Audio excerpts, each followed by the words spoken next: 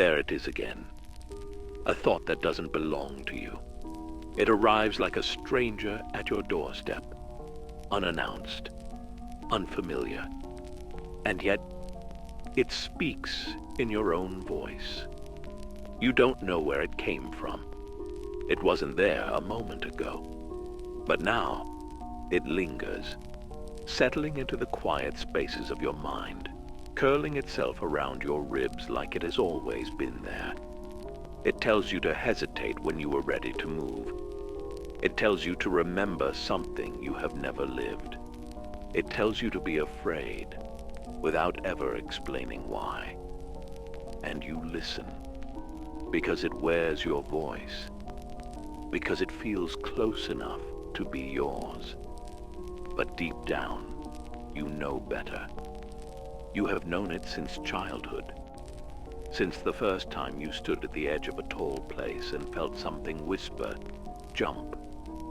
Since the first time you met someone new and felt, "I've known you before."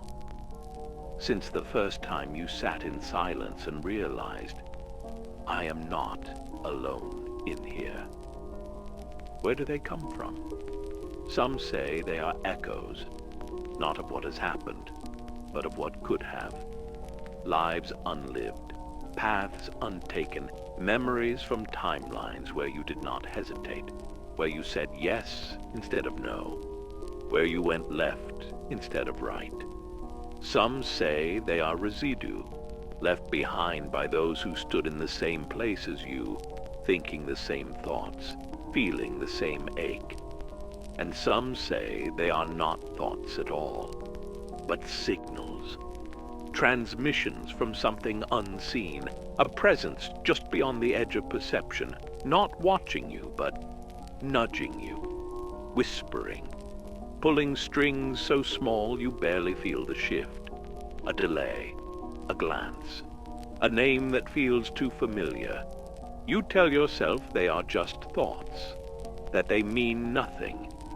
But then why do they always arrive at the exact moment you are meant to notice? And why, when you ignore them, do they return? Louder, sharper, like something trying to be heard. You can dismiss them if that is what you need to do, or you can listen, not to obey, not to fear, but to understand. Because not all thoughts belong to the one who thinks them, and not every whisper in your mind is your own.